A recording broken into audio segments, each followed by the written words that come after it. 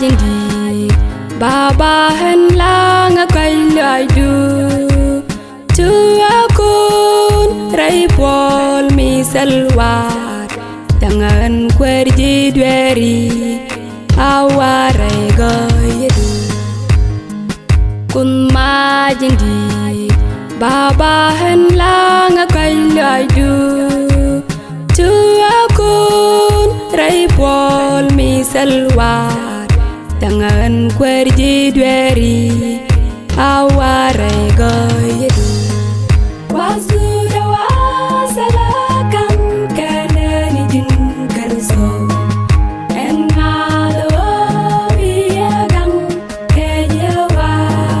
jinar galawa wazura wasalakan kanani jin karso enalo biagang kejewa jinar galawa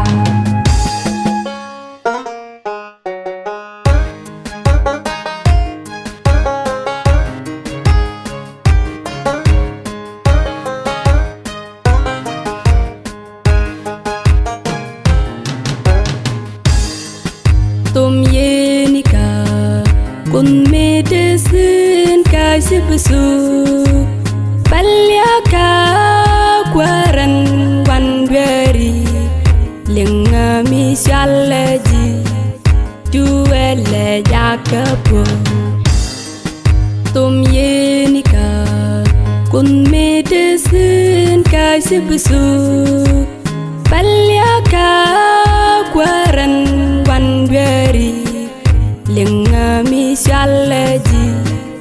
duele jakapo